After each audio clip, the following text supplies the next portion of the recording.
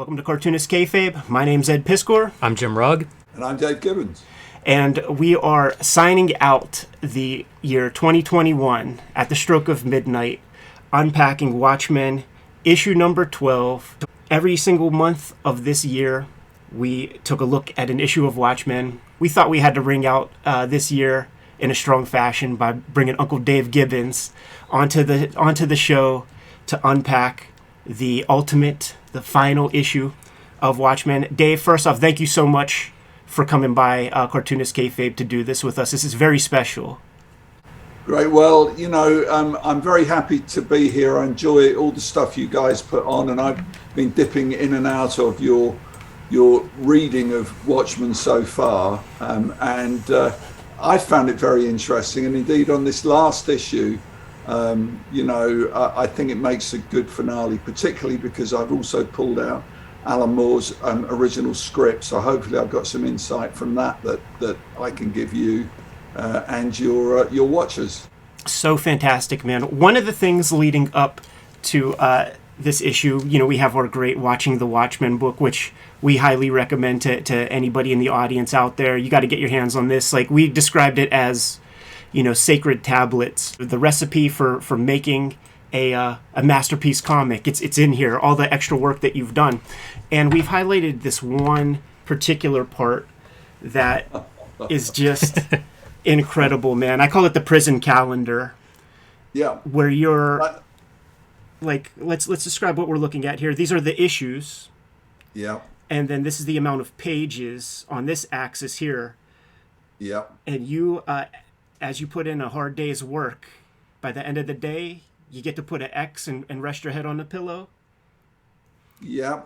It was kind of a left-leaning line would be penciled. That would mean I penciled it, and the right-leaning line would mean that I'd inked it, and that crossed that page off. I think I started doing this when DC kind of imposed a schedule on us, which was different than the one that Alan and I had hoped for. And it was obvious that time was going to get really, really tight. And with a huge project like this, you have to kind of keep an overview of it. And this was what I came up with as an overview. The column on the right, which is C, is obviously covers, because the covers were done separately, and at a different time than the bulk of the work. And you can also see on issue 12 that there are some X's which are just kind of hanging out there. That's because issue 12 was a 32 pages of story issue rather than 28 pages of story. So so that and I used to refer to it as my prison chart. So yeah, you're absolutely right. We've been unpacking old comics journal issues, Amazing Heroes, and we've seen some evidence of Watchmen being mentioned all the way back to 1984. Do you have any sense of the start date and the stop date of your penciling of page one, or I guess penciling of page one? Now, I know that there's all this extra work that was done in a preliminary fashion, but I just wonder if you have some sense about the amount of time it took you to put pencil to paper on the actual comic book. Wow. I did keep the original envelope that Alan sent me the first script in. So that kind of would have been the actual date of me starting to pencil it. And obviously, as I outline in the Watching the Watchmen book, it wasn't just that I'd get a sheet of paper out for page one and just start drawing on that. I'd plan the whole thing out in thumbnails. And then I'd, go through and lay that whole thing out and then pencil it and then ink it. I mean, it's all described in exhaustive detail in that book. But Alan and I probably started to talk about it maybe even a year before I actually started to draw. I remember being at the 1984 Chicago Comic Convention, and that was when I actually went up to Dick Giordano, who's the managing editor of DC, and said, hey, this thing that Alan's working on for you, I'd really like to draw it. So that was the point at which I was told, okay, it's yours. So it really started from then. And in between that date and starting on Watchmen, Alan and I also did a Superman annual, which meant we were having a lot of discussions about that and doing designs and everything for Watchmen in the background while we were working on that. So yeah, 1984 was when the seed was really planted. But it was about a year after that that actually the materials that were finally printed started to come together. When you start drawing pages and you're accumulating issues, uh, when where did the bottleneck occur? Like, did you have maybe 3 issues done before the first issue hits the stands? Yeah, as I say, we had a schedule from the very beginning, me and Alan, that we worked out to be the time that we could comfortably do the work in. And the interesting thing is that if we kept to that schedule, the last issue of Watchmen would not have been late. It would have come exactly monthly. And we were a little bit pissed off because it was quite important to us that, not only did we make it as good as we could, but that it was there in the comic book shops on the due date.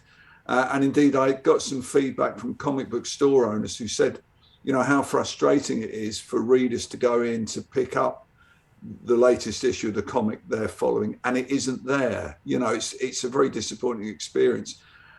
And also for the retailers, they can count on a certain day that if that's when the new Watchmen comes out, loads of people are going to be in and they're going to sell loads of other comics as well. So they up their orders of everything else when they've got a real, what you might call a banker, So we were late. We weren't very, very late. I think people get us confused with that other Brit, Brian Bolland, who's a very good friend of mine, but who managed to be like a year late on the final issue of Camelot 3000. I believe we slipped a bit on the 11th issue, and I believe the 12th issue was about a month late. It may have been a couple of months, but it certainly wasn't very, very late.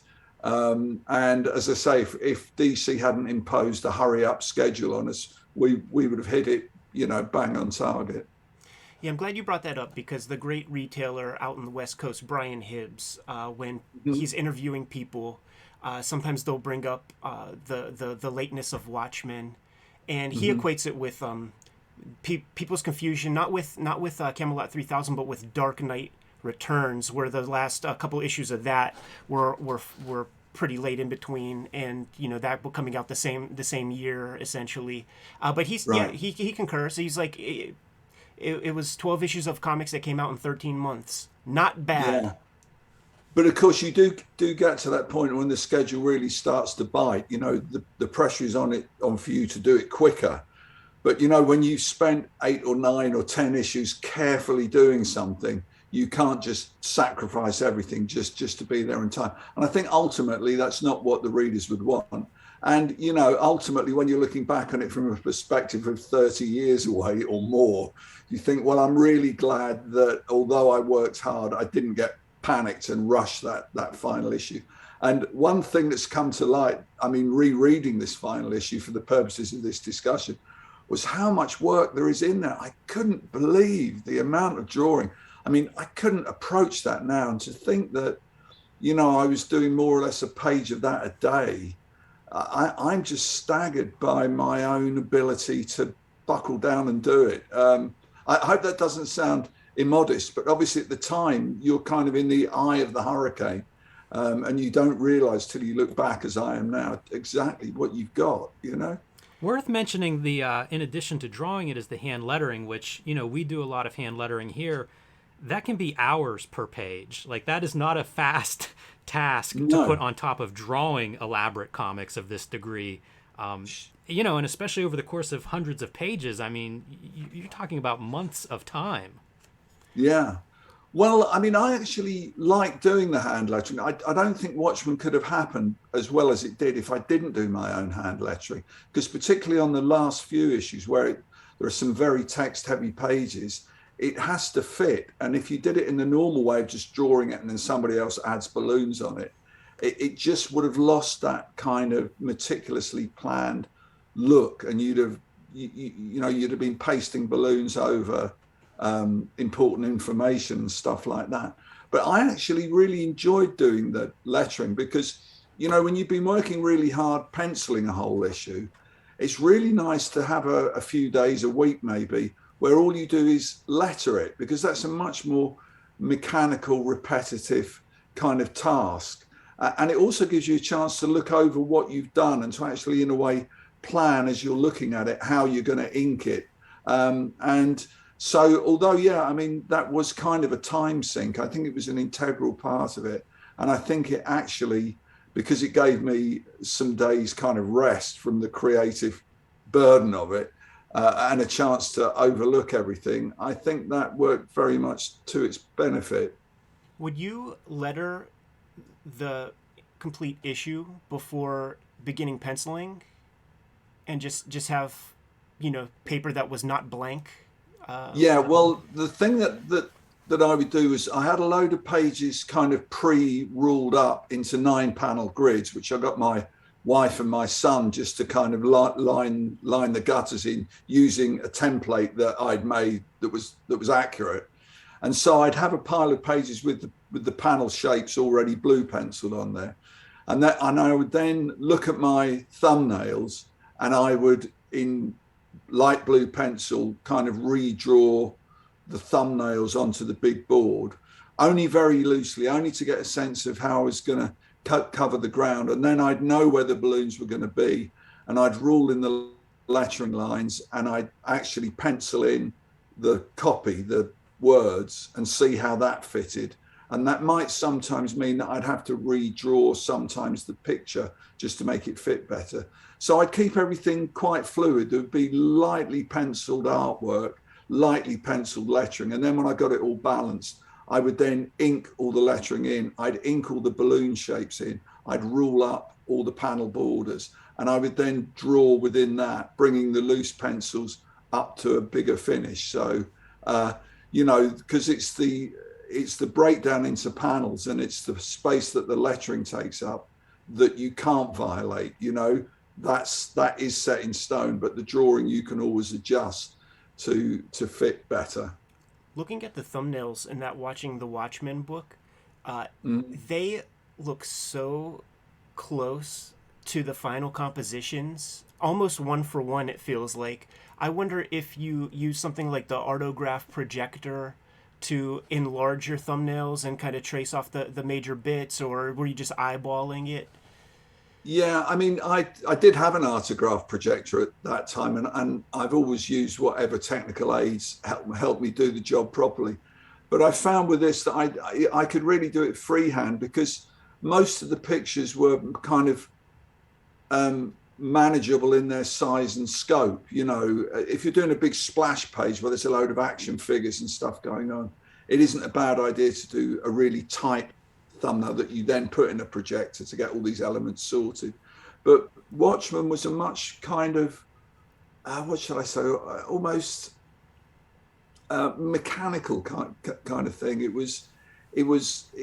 was more controlled, and it was quite formal, I think. And I found that I was able to do it best if I just eyeballed those small little, parts of the 9-panel grid. I believe actually on this final issue, on the scenes at the intersection, the full page pictures, I believe that I did actually artograph up compositions for that, because they do get quite complex, and it's much easier to sort those problems out small and then blow them up. And then draw the details in. But by and large, everything in Watchmen was just eyeballed. And I've always been an advocate of doing really tight thumbnails, because although you have to hold your nerve, because, while you're doing thumbnails, you're not getting any actual pages drawn, always in the end, it saves you time, and always in the end, it makes it less stressful. It makes it more like you're finishing something that you've already done. If you get a sheet of those thumbnails and hold them at arm's length and squint, you can almost see the completed page. And so it then makes what you're doing when you actually pencil it full size really it's just the drawing. You've done the difficult bit, you've done the layout, you've done the relationship of what's in the panels to what's on the rest of the page, and the drawing bit of it actually starts to feel quite relaxed. There was all that preliminary work that was done, designing the characters, designing the different ages of comedian's face, all of this stuff, and correct me if I'm mistaken, but you don't get paid for that. Well, no, you don't get paid for it, but much as with the thumbnails, if you've got a model sheet, particularly when it's a fairly complex thing you're dealing with, you know, having multiple characters at multiple ages in multiple time frames, in a way, time spent planning it and making sure it works is kind of time saved.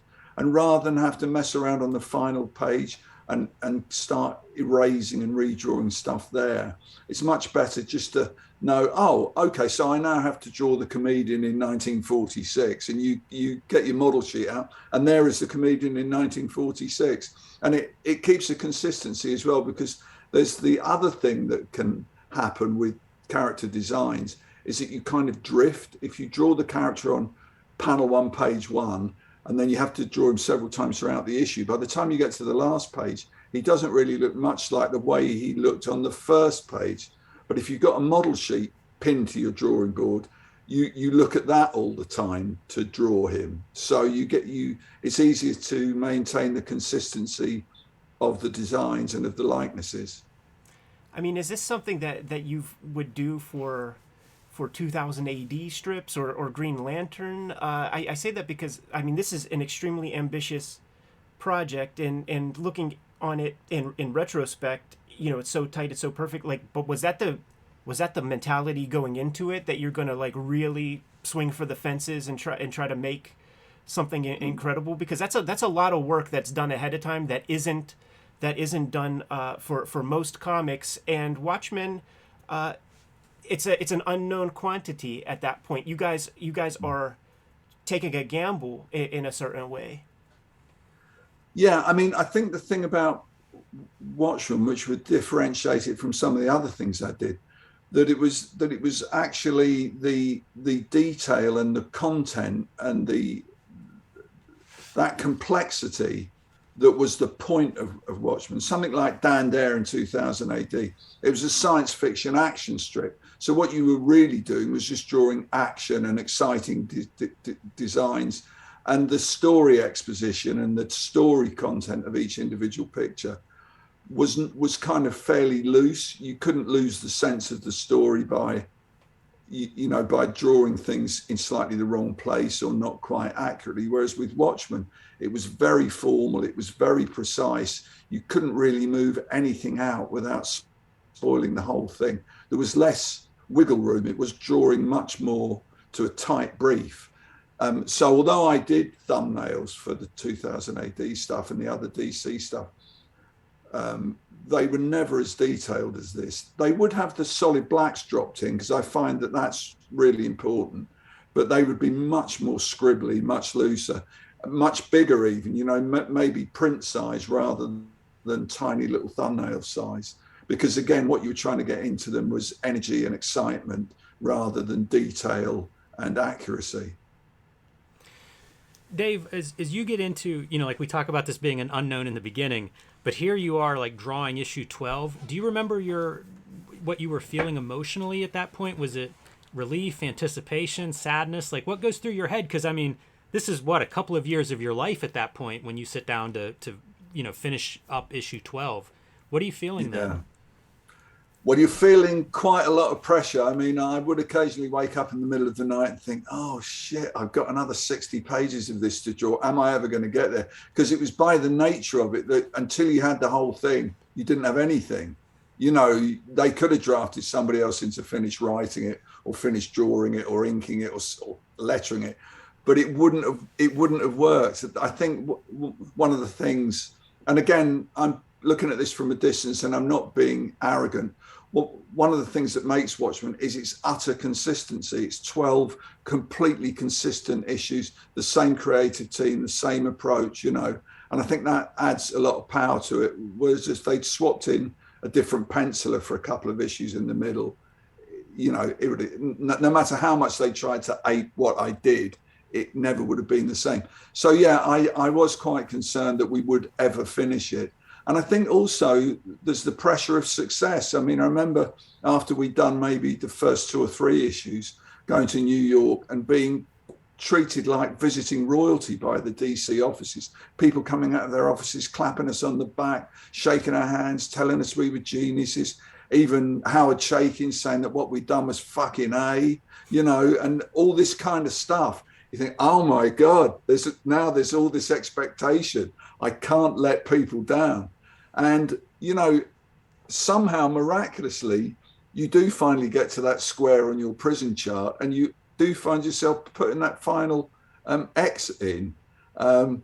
So I guess it is a question of professionalism and holding your nerve and keeping going no matter what. And obviously in those 2 years, there were all sorts of the normal life events and the other stuff that just happens, like Christmas time and like vacations and like family crises. And somehow you just keep rolling on. I'm amazed. I'm as amazed as anybody else from the perspective of now that we ever managed to do it. And I actually, when I was looking through the script, I came across a note from Alan that he scribbled in the margin. Dave, sorry, this is only 1 page. I've got an issue of Swamp Thing to finish. So while Alan was writing, I mean, forget me drawing it. While Alan was writing it, he was also doing incredible work on Swamp Thing, and probably half a dozen other things as well. So his concentration on the story was quite amazing as well. Before we get into the issue, just one other quick question. You finish page 32. You finish the last little bits of design stuff. How do you reward yourself for good behavior? Well, I mean, I have got a little anecdote about sending off the final issue. I'll save that till the end of our discussions this afternoon. Make a note. We can't forget that. But it's just the sense of tremendous relief of just, I have done it. It is done. And of course, then you enter that kind of post-Watchmen thing. And there was a lot of post-Watchmen stuff. I mean, we went on a kind of a tour of England to publicize it. I mean, it wasn't exactly rock and roll, but we had some fun doing that. And of course, we were really lucky. People universally liked it. We got huge crowds of people waiting to get their books signed, and we got huge amounts of press coverage. And also on the back of it, I in particular got offered the chance to do lots of things that I might otherwise not have been offered to do. So I guess that the halo effect of Watchmen, has lasted for a long, long time afterwards. But as to the specifics of, did I go out and get drunk, or did I go and have a week in the south of France or something? I can't remember anything like that at all. It was just how much lighter everyday life seemed because I'd finally killed the beast, For sure, man. And let's be good storytellers about that and save more of that chatter for the end of the issue. Cartoonist Kayfabe, the YouTube channel, is subsidized by the comics that we make. Coming out in March and April 2022, Jim Rugg's Hulk Grand Design, where he takes 40 years of Incredible Hulk comics, distills it down into a high-octane romp, man, 40 pages apiece. 1 month after the other, Hulk Monster comes first, Hulk Madness comes the following month. Jim, what do you have to say about this thing?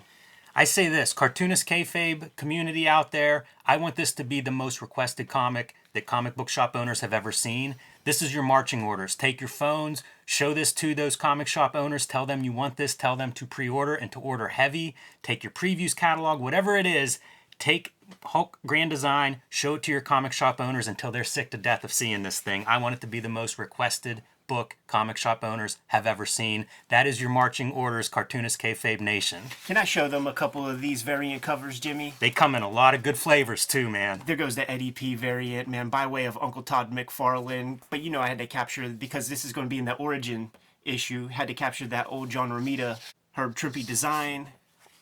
Who do we got here? Marcos Martin. And Peach Momoko coming in the clutch, man. The cottage industry unto herself, man, presenting us with a She-Hulk Hulk cover.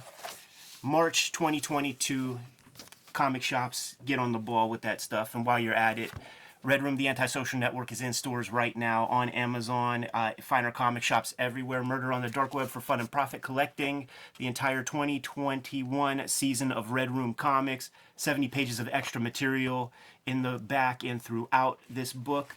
And starting in February 2022, monthly, you're going to get Red Room trigger warnings. 4 issues of this season's worth of comics. This is the cover that you're going to be seeing regularly. So when you take your little phone and show it to your retailer, tell them to get you those Hulk comics.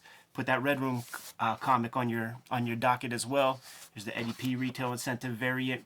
Peach Momoko, once again, the cottage industry, man, comes through in the clutch. And the great Jim Rugg, by way of Robert Crumb, doing his Zap Comics Zero homage. Once again, this channel subsidized by the comics that we present, man. YouTube doesn't pay us a penny. So without further ado, we're done paying the bills. Let's get back to the video. Let's begin to unpack this as we did all year 2021, man, with panel 1 on the cover.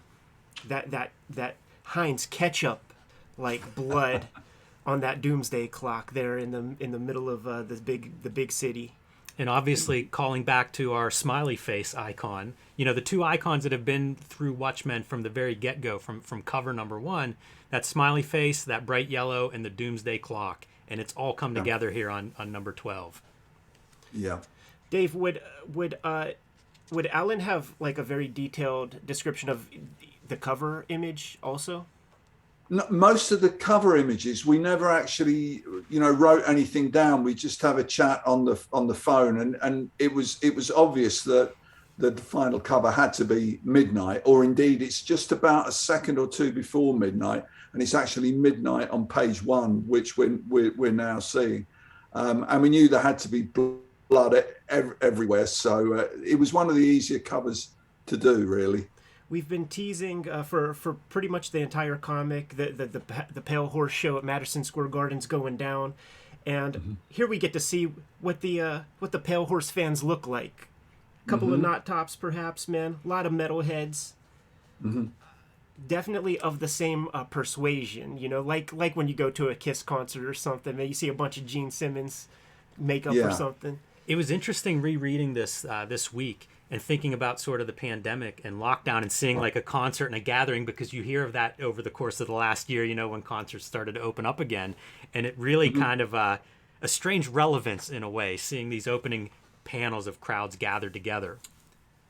I guess, yeah. And I mean, we do imply that it is a huge gathering of people. We were sometimes slightly pulled up about the knot tops because in Britain, we had kind of youth gangs that were quite easily identifiable by the way they dressed, like, mods and rockers. We've even talked about this before because it was part of my background. So we figured that Pale Horse were the band of the knot tops. So every knot top in New York would turn out for the Pale Horse comic. It was the event of the decade. There is one little detail on this first page which has often perplexed people. I don't know if you were going to bring it up at all, but if you look down towards the door that's hanging off its hinges, there's a little piece of yellow paper, with a number written on it. Is that the DC pay thing? It's the DC job number, right? And it's really weird because it doesn't appear on any of the other pages as far as I can see. But people have read all kinds of stuff into that it's some kind of coded message, or it's something to do with Vite, but it's not. It just happens to be the DC job number of Watchmen issue 12. Did they put that number in there? Is that done after you turn in your pages? Yeah, it was. And I mean, if I'd known it was going to be in there, I'd have asked them to take it out, because it's a real relic of the old way of doing comics. And as I say, to the best of my knowledge, they successfully removed it on every other splash page, except for this one, where it could be, have some supposed significance. I love that it's included in a way, because I often think of Watchmen and its history in the genre of superhero comics. So having a job number there that's a part of all those superhero comics historically, it's kind of neat to have that relic in there, that reference to the history. Yeah, it's the latest in a long line of DC comics. You know, it's kind of there in the ledger book. You know, Dave, I'm so sorry to say this to you, man, but as a consequence of that 9-panel grid and the rhythm that you guys have established over 11 issues of that 9-panel grid, these splashes took you forever. I'm sure it took you 2 days or whatever. But when it's time to read the comic as a kid and, you know, going forward, it's like, okay, yep, panel, panel, panel, panel. Oh, I like, know. You know, you go through it so quick. So this is the anticipation of the rise of Image Comics. So you know, with a critical eye and like looking closer at the imagery, I really took it in this go round, maybe for the first time ever reading it, of the many dozens of times that I've read it. And you see the expanse, you see bodies off into the distance, like going all the way back to the horizon line, almost the vanishing point. There are, whatever the capacity of Madison Square Garden is, it's filled up with Pale Horse fans. And you've established the Knot Tops in earlier issues as being a gang, but you've established a lot of civilian characters, and we're going to get to see all those poor bastards who converged on Times Square. Or is Times Square where Madison Square Garden is? No. It's Madison Square Garden, and it's near Penn Station, I believe. Yes. Yeah. In fact, I know we've got a lot of pages to get through, and I won't be coming in with a 10-minute anecdote for every single page, but I actually discovered on Google Maps, I've actually discovered kind of really where that intersection is. And the weird thing is that I've actually stayed in a hotel which is on the corner of it. It's diagonally across from Penn Station, which puts us where the cab company was, okay, in Watchmen. And on the other side of the street where Bernie, the news vendor, had his stand, there actually is a newsstand. I mean, there are some inaccuracies, and also being from a little English town, I kind of underestimated the width of American city streets. But it is an actual intersection, and it's that intersection where Penn Station is, and you look across and you can see Madison Square Garden, sort of where I've drawn it. We're looking at this is the watch salesman that we saw in the previous issue. A couple of He is the Watchman. He is the Watchman. The Watchman. Dave, what level of detail is in a script for, like, you know, we see an airship that looks like a bomb implanted in the building in a background. How much detail are you getting for these pages in terms of what to include on them? Okay, well, I mean, I could read you out a little bit. I did come across one that's is how the hell do you draw this? If we were to go to, because this is pages 2, 3. If you go to page 4. Right, I'll read this out very quickly. Okay, so page 4, full page pick again. Here we have turned exactly 90 degrees to our right. Please juggle these descriptions to fit if you want the shot from a more oblique angle, looking at the corners like you said, rather than down the streets. To the left, we see the bit of the utopia we didn't see last time. Very clearly see the poster for the movie currently showing the day the Earth stood still. This is in mute counterpoint to the fantastic and horrific spill of bodies emerging from the damned cinema. Looking down the street past the spill of stiffs in the foreground, we can see that the Gunga Diner elephant has crashed in the background amongst the wrecked and smoking cars and litter and scattered. It just goes on and on like that for a whole page of typescript. And also Alan's pointing out that it's very silent, that all we can hear is a light flapping of newspapers being born in the breeze. So there's, you know, each one of those has got that amount of detail in it. Most of which I drew because it was necessary, some of which I didn't draw. But I mean, again, having reread it for the first time in decades, it's like a month's project to come up with an illustration like that these days. Dave, is this a panorama shot? If we butted all of the splash pages up together, would it be? It kind of is. It kind of is, because it starts on Madison Square Garden with the knot tops hanging out the window, pulls back to the next page, and then goes round to the right as we look at it. So it's as if you're standing in the middle of the intersection and you're looking at each corner in turn. So they don't exactly join. It's not a continuous panorama, but they are the snapshots taken at the kind of 4 points of the compass. Amazing. And I actually did a plan of it, to make sure I got everything right, and that I could have transitional things that you could see in one shot that then went across to the other one.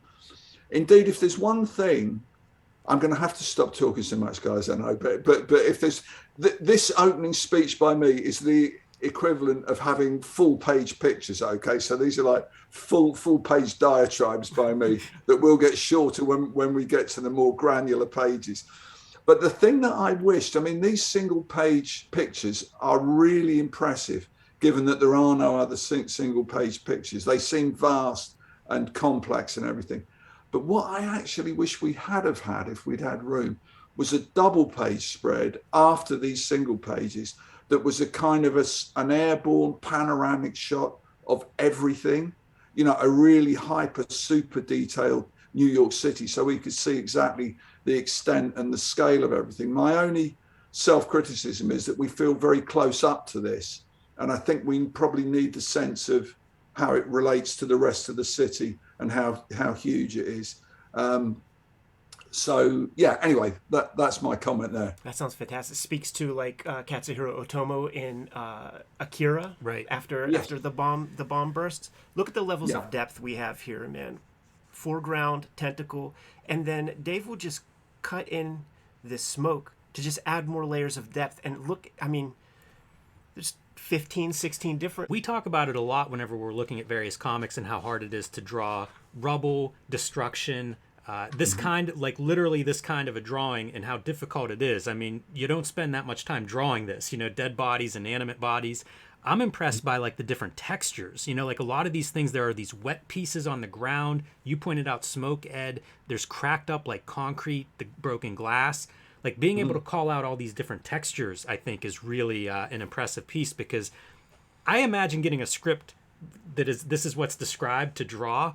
This is nightmare stuff for an artist to try to figure out how to make pages look good with this content. In fact, those smoke trails and the kind of liquid areas on the street, they actually provide a bit of relief from the detail. They're kind of open areas. And obviously, where I've drawn one of those, I don't have to draw anything else behind it. But no, that was a conscious decision to play off sort of hyper detail, very complicated passages with quite simple, graphically flat areas. It creates movement too. There's an implication of time by seeing smoke rising out of various places, and even variation in the smoke that's coming out, some from buildings that fires from buildings or whatever, and the smoke in the foreground. So you have that quiet scene and a lot of dead bodies, finding motion there to kind of imply the time, like we're watching this. This isn't just a snapshot. This is, you could stare at this. This is what's happening here. Creates so many good shapes too. With that I was going to say, I think also the little bits of paper that are flying around, I think, add animation to it. Isn't there a name for it in animation where you have a character standing still, but you just have their eyes blinking every so often, and it brings the whole thing alive? So I think you're right. Yeah, the smoke and the bits of paper give animation to it, because these things obviously can't hang in the air static; they are moving. So yeah. Calls to mind War of the Worlds for me, with all the war headlines floating through everywhere, and that's a story that's near and dear to me. So seeing that here, did that come up in conversation, Dave, with Alan Moore, the idea of like Orson Welles' War of the Worlds kind of broadcast, and I don't know, conveying some of that? It's the whole story in a way, but yeah, I can't remember anything that specifically alluded to War of the Worlds. But yeah, I can see there is that kind of overwhelming feel about it, like the war is everywhere. No, I can't say that is a memory, that one. We've established a number of civilian characters throughout the series, and we get to revisit them all one last time in the splash pages here. We have the detectives from the very beginning. You see the handcuffs right there on our guy, man. Don't let you forget that's a Flatfoot right there. We have our lesbian cab driving hack and her girlfriend who were fighting on the corner not far away from the psychiatrist or psychologist. I always forget which is which. I'm not rich enough to see either, so I don't know the difference. With his wife. He's a psychiatrist. I think he's a psychiatrist. The Promethean cab stand is there. And of course, the lover's, image on the building, which is going to come up again in a minute with Dr. Manhattan very nicely. Yeah, for sure, man. And then here we have the two Bernies with the alien face right there, man.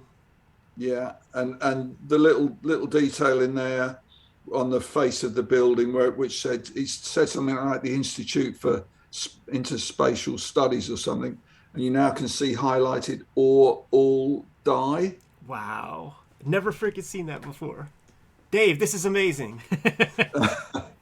And the other thing that I didn't notice that my wife pointed out to me was because I'd drawn quite a lot of these spark hydrants, these electric hydrants where you recharge your car. Again, a kind of a common sight increasingly in places these days. But I didn't realize that, with the two slots for the prongs of the plug and the thickness of the indentation, that actually made a smiley face. But she noticed it, and indeed she noticed it and told me in time that I could have a little speck of blood going over that recharging plug. So, serendipity's happening all the time. Gotta shout props on when you see a page like this, man. I gotta shout props to John Higgins on his color work, because he's just adding to the chaos using every crayon in the crayon box, man. Roy G. Biv is on this page, baby. Oh yeah, no. I mean, I would never overlook John's contribution to it. And of course, what's nice, I mean, it was done in a fairly crude, old-fashioned comics method, which I'm sure you're familiar with. Where it's different percentages of cyan, yellow, magenta, and black. And so not only does the colorist have to paint it all in as a color guide, but they also have to annotate it. So it's C2, Y2, or B3, Y4, or, incredibly complex, archaic way of doing it. And, for John to have to cope with that as well made his coloring all the more miraculous. But the later issues, I know you've got one of the original comic books. I'm actually looking at, the later trade paperback, which has got the recoloring in it, was, given the technical restrictions of what John was doing, his color is just brilliant. And it was great that he later got the chance to clean it up, remaster it, for the editions that are now in print. And I have, even going through this issue for the purposes of this talk, I have marveled at how abstract he makes his coloring. It's not skin is pink and skies are blue. It's his choices are just incredible. Anyway, carry on. Just critically, like, trying to absorb the story. We had these several 6 pages of splashes, these quiet moments, and then you realize that Dr. Manhattan they're already there. Like, it's from their perspective. They're standing around looking around in that 360. Yeah. And Doc Manhattan is pretty far removed from humanity. He's talking about these tachyon things, while our girl right there, man, is just on the human level. They just wanted some Indian food to go. Like, all they wanted was some dinner.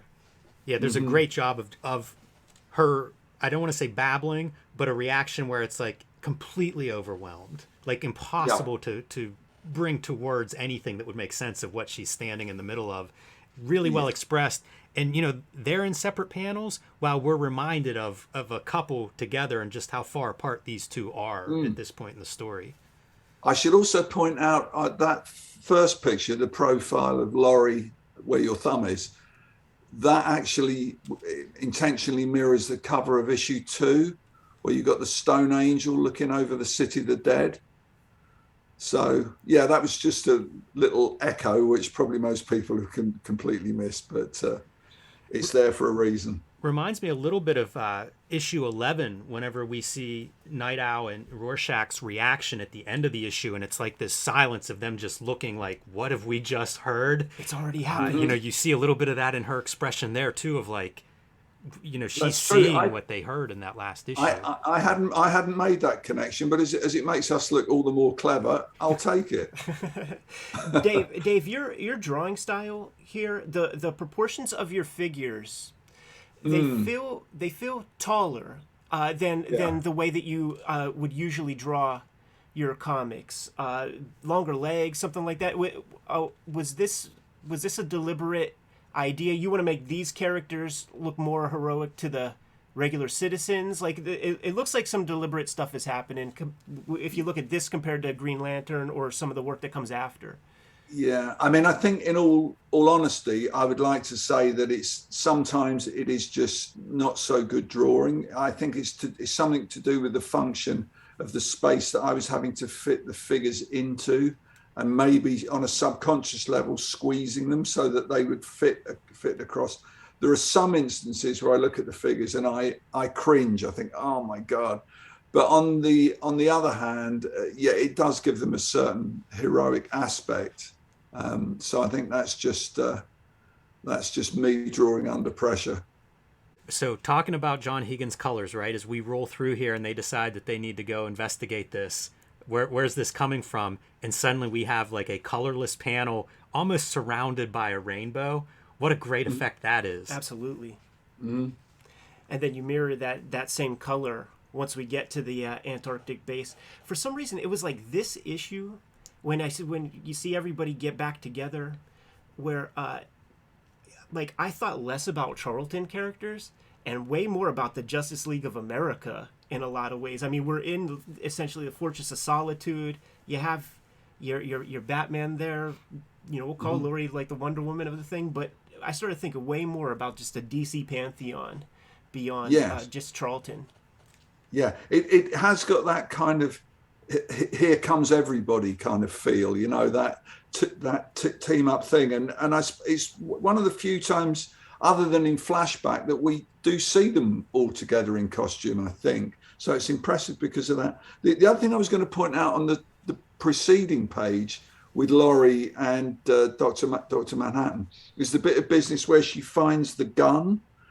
Some people missed out on that. It was a question of we had to show it, but not make it blindingly obvious. And I often wonder, some people knew what was happening. Other people completely missed it because they were looking at all the other detail. But that's where she gets the gun from that she's later to use. Makes perfect sense, man.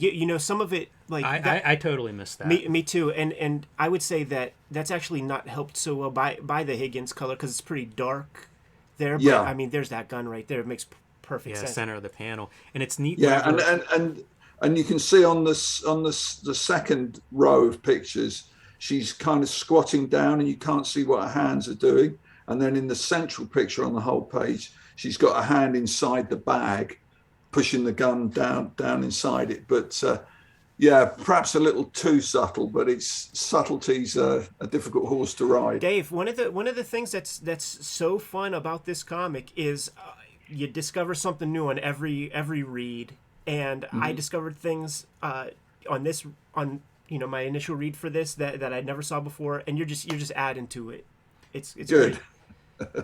Good. This feels like a real human nature too. Like confronted with this type of horror, it's almost instinctual that she pulls that gun out. Like she doesn't know she's going to go and shoot at somebody. It's just like survival or something, very primal. In fact, Dr. Manhattan says something while she's looking at the gun. He says, blah, blah, blah, reassuringly powerful, which I guess is what Laurie must have felt about the gun, that if she had that, she felt reassured and powerful. Maybe that's why people like guns in general. I don't know.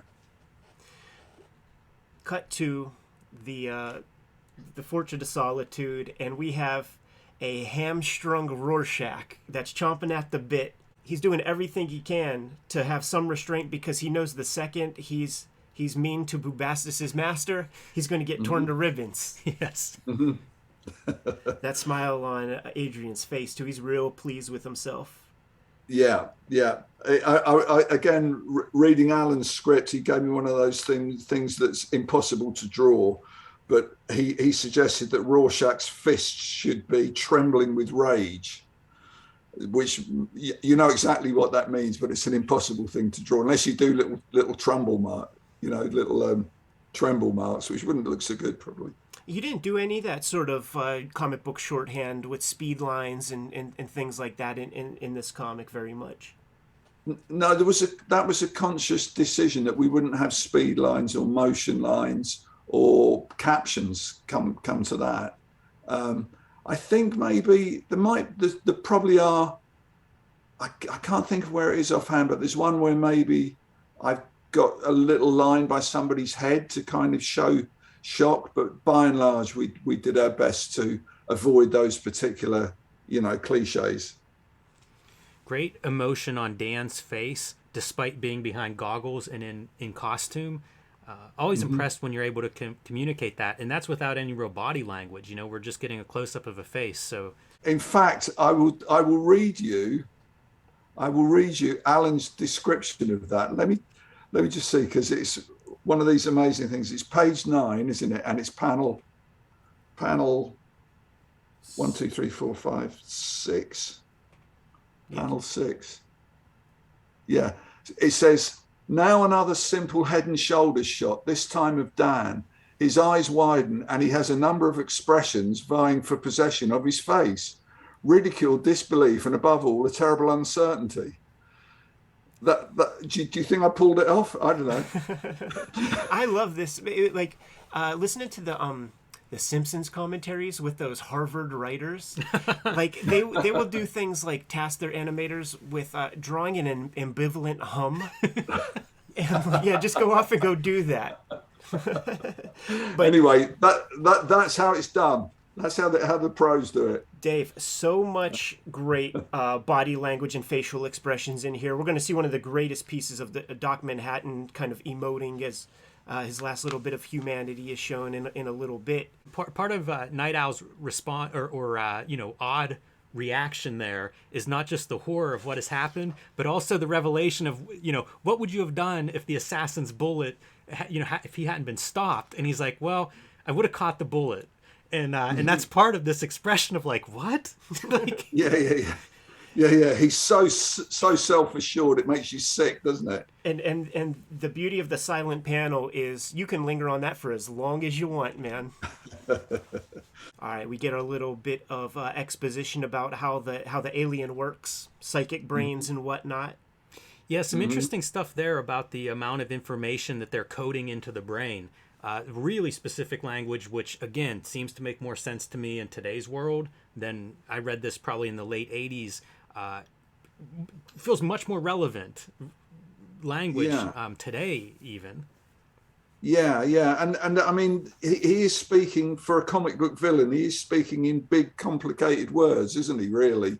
I think his intelligence and knowledge comes through. There's another weird thing on that page that I can't actually figure out exactly what I was trying to do now. But if you look at the top row of pictures on page 10, there's a lot of shadow on Adrian's face in the third picture.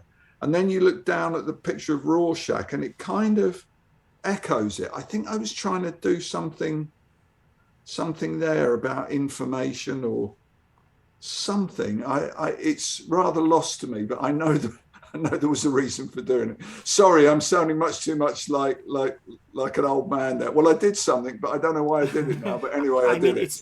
It's very clear, like the same sort of composition, and you could infer a lot of things. Like this might be the moment that Rorschach gained true awareness of what's going down or whatever. Yeah, and I mean, there's another interesting thing that Adrian Veidt says. Because, he was behind the Pyramid Trucking Company, who we saw right at the beginning. When he's describing his plan here, he says, no one will know those involved are all dead, killed by killers who killed each other, a lethal pyramid.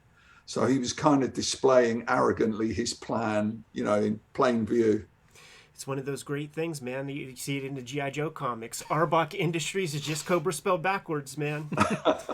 No! You spoiled it. You spoiled it for me. There's all these little bits too. Like I think we might have even passed it in the splashes, or it might be forthcoming. But there are Adrian Veidt sneakers and stuff with like the P on Yeah. it. Like he's got a whole brand and it's out there in that universe. Yeah. All right, enter Doc Manhattan and Laurie. Puts a little halo around her so that a little insulation with that costume. Mm-hmm. Wonder Woman didn't need that insulation in that annual you guys drew. Because she's an Amazon. This is a nice visual too, seeing through the translucent quality of Dr. Manhattan. Mm. Yeah, it could be handled so many ways, and just Dave, like the perfect amount of lines to sell it. Mm. One other thing that you might have missed, talking about Laurie's aura, protective aura. When Dr. Manhattan goes, he leaves her outside, and he withdraws the aura as well. I'm sure he does it unconsciously, but she's just left to freeze. And also on page 11, if you look at the wide picture in the middle, you can see that Dr. Manhattan is kind of holding his left hand up. And in this sequence, time and space are being messed with by tachyons. So if you now turn that page, he's in the same place on the page, but now he's pushing the door open. Wow. That's amazing, man. So he's preemptively kind of gone to open the door, but being slightly messed up by the tachyons. That is so awesome to see visually represented, because we see it in the dialogue repeating, and that's an easy one to catch, you know.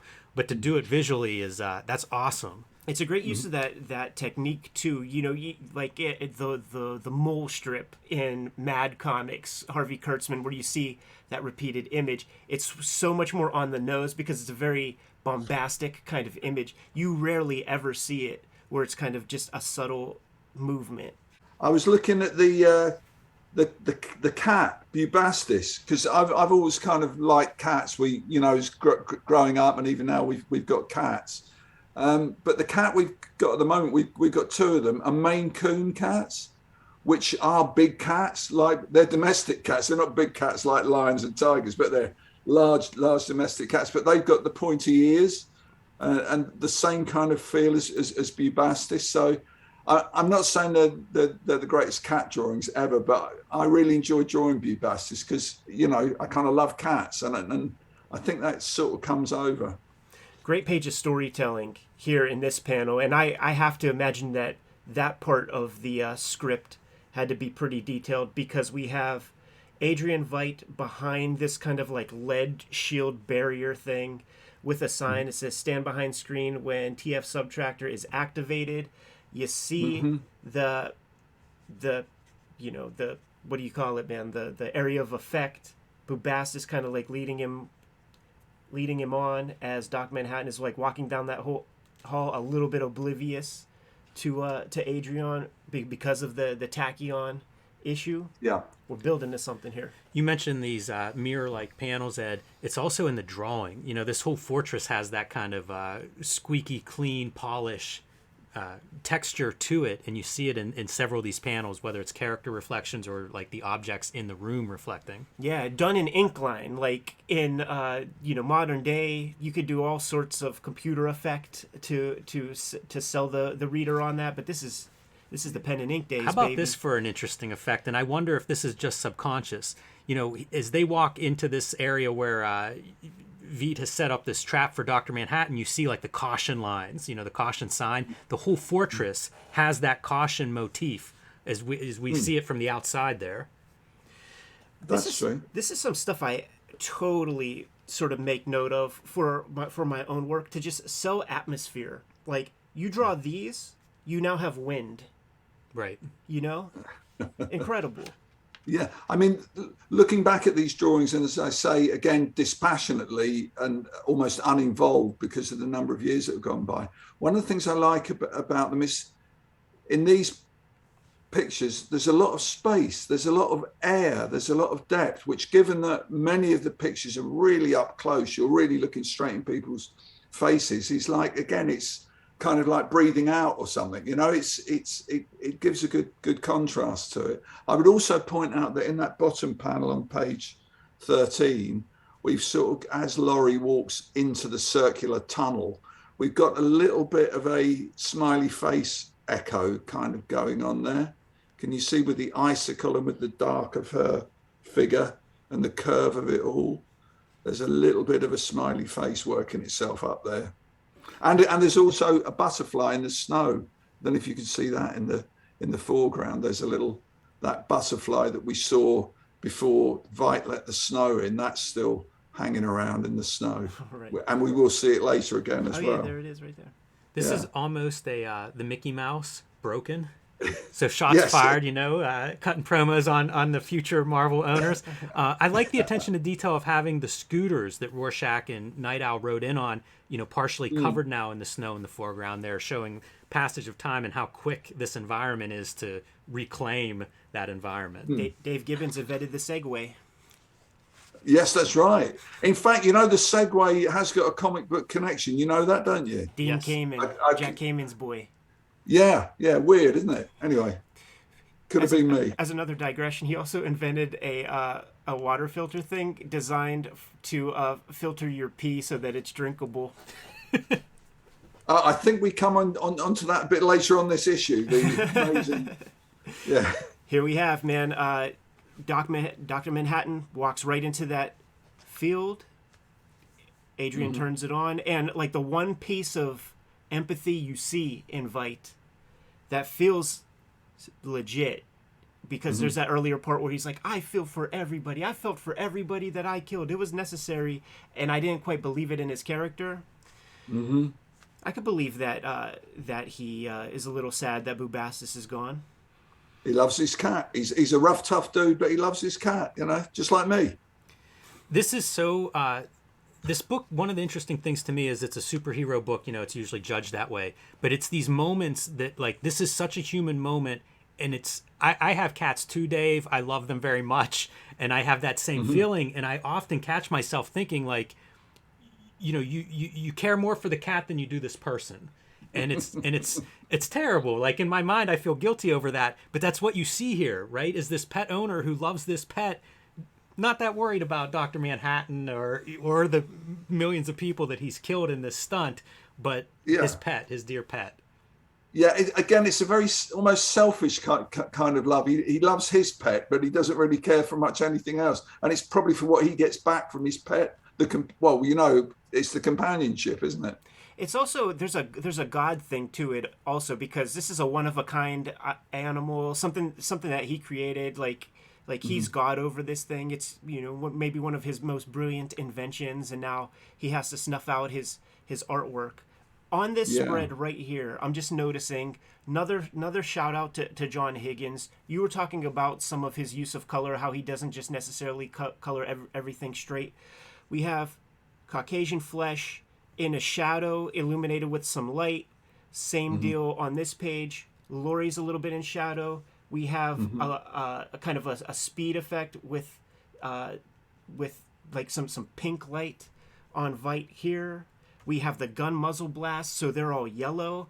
This is deliberate colorist stuff. It didn't have to look this way, but John Higgins made those decisions. Dave, did you provide any kind of color guides or notes or anything to John, or just trust him to do his thing? Well, we had a discussion earlier on. I mean, I sort of chose John because I knew him a little bit to begin with anyway, and I knew he was somebody that I would enjoy working with. And I'd seen a thing that he'd done actually in a 2000 AD annual that I believe was drawn by Steve Dillon, and John had coloured it. And I was really struck by the colour, by what the colour added to Steve's drawings. And in fact, Steve and John actually ended up working in the same studio together, so they knew each other quite well. And I knew that John was a good painter as well. I'd seen science fiction book covers and things he'd done. So I asked him if he was interested in doing this, which he was. And the only guidance I gave him was that I wanted it to look kind of unlike a regular American comic book. And a lot of the European albums that we were looking at in those days, back in the early 80s, we all sort of discovered European albums. They would go much more for the secondary palette, the purples and the greens and the oranges and everything. And John got that and said, that would give him something to sort of base his approach on. And I also gave him coloured drawings of the individual costumes, but, just as reference, really. And every time he coloured an issue, he would bring it round to my house and show me the Xeroxes that he coloured in with Dr. Martin's intense coloured dyes. And I would recoil in horror. I'd go, no, John, you can't. That's much too bright. Or no, you can't put green on that. Or you can't use blue there. And he would always talk me down. He would always have a good, logical reason for doing it. He'd explain how it had to be this colour because he'd already used that colour. And he wanted to, you know, almost in a very scientific way. And he could always justify all his colour choices. So after 2 or 3 issues of me being aghast at what he'd done, I just let him do whatever he wanted on it. And there are odd things that stick in my mind, like the Rorschach issue where it's the Rorschach cards. He plays around with the palette there where it starts off very sunny and bright and warm. And by the time you get to the last page, it's just muted greys and blues. And it does a wonderful job of, you know, because we talked about there's the literary quality of what Alan wrote and the wonderfulness, the poetry of his prose. There's the kind of sharply defined accuracy and realization of what I've done with my particular skill. But what John's coloring does is add a layer of emotion on top of that. You know, color gives you mood and emotion and, again, a kind of visual poetry. And that's why what he did was so much more than just coloring Superman's shirt blue all the time, you know. The other thing I was really pleased about was when DC came to do the recoloring, when we did digital coloring, that they actually got John on a royalty after that. So all the big printings of Watchmen, John got a decent royalty on, which I think he thoroughly deserved. Yeah, for sure. And just one other color note with John. Sometimes the best choice for a colorist in a moment, man, is to put almost no color at all, and that feels very bright. Yeah, man, it pops so much off of this page and off of what we've seen so far. I wanted to point out when Vet is, you know, catching this bullet or doing his move, that is one of those comic effects, you know, like the DeLuca effect, right? Yeah. The repeating of the image in a panel. One of the rare instances of using a very comic book style effect. Yeah. New Descending a Staircase, isn't it, by Marcel Duchamp? That's it, man. And he's going, you know, this is a guy, like, you know, all those rich dudes will do their Brazilian jiu-jitsu. He's going Dao of Jeet Kune Do because that is the hi-ya that Bruce Lee shouts. You know, one more note on the color here is you're having your face-offs between a purple and orange. You know, your complementary colors there as those two characters seem strongly identified by color. But of course, they do also say, and you're absolutely right when you say there are no weak colors in there. You know, he's not scared of the colors. I read somewhere, and I believe it's true, that you can judge a colorist by their grays. And what really makes this work is not only the bold purples and yellows, but exactly the tones that he's used for the background, those very muted, cool colors. So yeah, it is a masterclass in how to use color in a comic book, I think. More of that subtle storytelling. We see Vite on the ground.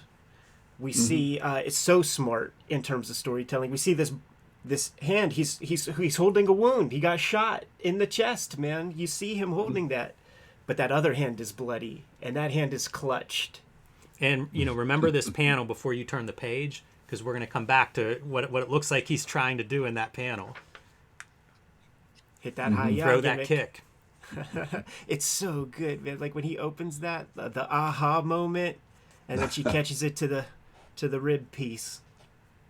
The theory being, and I speak to you now with another one of my hats on, I've trained Tai Chi for the past 30-something years. And if you're good enough, nobody can ever put any weight on you because your hand is moving in a way and in a velocity, which means that they never can actually touch you. They can never put more than 4 ounces of pressure on you. And the theory here is that Vite is such a skilled martial artist that he can match the trajectory and the speed of a bullet so that when it hits his hand, they're traveling at the same speed. And then he just decelerates his hand and that takes all the kinetic energy out of it. I would say, don't try this at home, kids. And look at her, man. She's just doubled over. Ugh. But then it's just business as usual, and no respect for Night Owl and Rorschach. Just walks by him. He's this is a bad man. I love this sequence too, and it's another one of these instances of we're mirroring these pages, as he's destroyed and then comes back, Dr. Manhattan. And you can almost hear that. Dr. Manhattan, he doesn't raise his voice until now. That's right. This reminds me a little bit of the first time we see Dr. Manhattan. It's in a tall vertical panel, probably about the size of those feet if you were to draw him 3 tiers high. And even in like an installation where you're seeing this kind of monitors and stuff that he's working on in that first scene. Yeah, there's also a thing that happens here that happens in that first appearance, that page way back in issue 1, where we're actually showing Dr. Manhattan shrinking. And it's a weird thing to have to draw. It kind of messes with your perspective and your spatial dynamics on it. But here he does shrink down again, and I think it probably works. Absolutely. And man, just drawing that figure time and time again, Dave. You can't hide. Like, you've chosen to draw in a style where you can't hide the fact that, like, say you don't know how to draw a proper clavicle or something. Every muscle and bone is accounted for in correct fashion. Like, you can learn how to draw that Achilles tendon by looking at these images, and it certainly helped provide some perspective on how to draw the figure in an age where, one, I was a little kid and I didn't even know what to ask for to try to figure out how to draw human beings, and two, the stuff that I was gravitating toward at that time before discovering Watchmen is like Rob Liefeld comics and Todd McFarlane comics and things, where I'm just drawing it looks like a leg on a dude's where a dude's arm is supposed to be, and then when you see the symmetry of the character, like when you're drawing Dr. Manhattan, just a naked, Vitruvian man or whatever. That, I mean, it's incredible figure drawing. I think the thing I was going for, well, I know what the effect I was going for there is that Dr. Manhattan is faintly translucent. So you can't actually cast a shadow on him, and nowhere has he got anything that is completely in shadow. So it's a bit like one of those, I don't know if you get the reference, Lalique glassware, that kind of frosted glass that they sometimes have as a light. That's how I saw him being, that it's just as the planes of his body turn away from you, they get a bit darker. And when they're facing towards you, they're full on bright. So that's why I use that particular kind of hatching, just to suggest that turning of the form with the surface going away from you and not sending as much light. Anyway, that makes so much sense, because you do not see that on other characters. Right. Mm-hmm. Surprisingly hard to draw, at least for me, are monitors in the background of a panel. Like, showing things on a monitor for some reason is my worst panel to have to draw. But it's such a dramatic one with the lighting here, and in contrast to what you're describing with Dr. Manhattan having like a little bit of a glow to him, you see the opposite in what a figure looks like that isn't emitting any light. Uncle Dave's going to show off too, because he's going to give you monitors in perspective and have that Richard Nixon head perfectly skewed in perspective. Yeah, of course, with computer graphics nowadays, that would be so simple to draw, because I just draw the whole thing square on and just distort it, But yeah, that's all mapped out by hand. Hours and hours of work doing that. That to me is an amazing figure pose, because you have the perspective there in his arms while still throwing up that victory sign. And it is at 5:12. You realise that his arms are like the arms of a clock. Oh my goodness! Hands of a clock. Wow. And in between his two hands is indeed the Gordian knot. This is a painting of Alexander the Great severing the Gordian knot.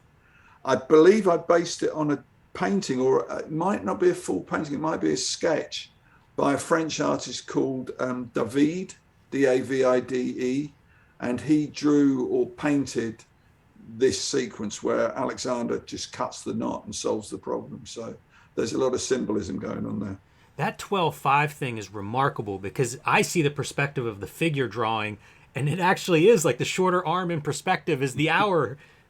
That's amazing. Like I don't even know how to contemplate such a thing. And there's your clock. Incredible.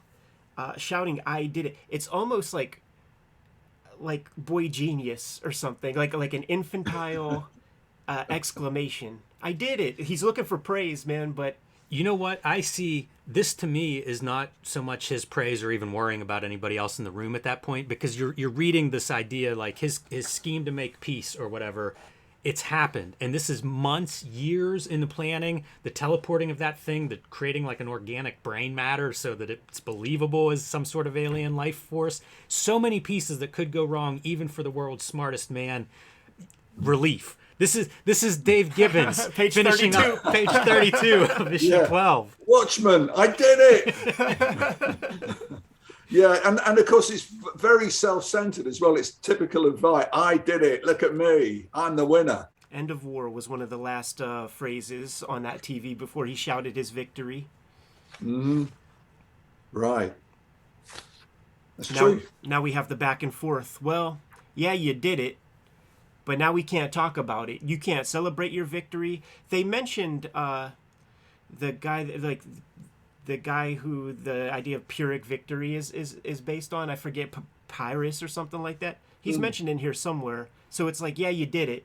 Can't talk about it, nor can we, because if we divulge this information, everything goes back to the way it was at best. And Rorschach is having none of it. Right. He ain't playing that game. Joking, of course. Yeah. Never And compromise. And the other thing there about what Rorschach says, and I noticed when I reread this, that in that final panel on page 20, Rorschach says never compromise. And there should logically be a balloon tail going towards the door or through the doorway. But it's actually in Alan's script saying it's a tailless balloon. And I think that has a very subtle but quite interesting effect. It's like it's just left hanging there. It's like the ghost of what Rorschach... It's the last thing Rorschach says to anybody apart from Dr. Manhattan. And it's like, never compromise. It's just left there. Just the idea. I think I saw... Where was it? It might have been the Jonathan Ross special about Steve Ditko. I saw Alan Moore on something talk about Steve Ditko being asked about Rorschach and its relation to the question. And Steve Ditko said something. This is Alan Moore stating that Steve Ditko said, yeah, Rorschach is like the question or Mr. A, except he's crazy.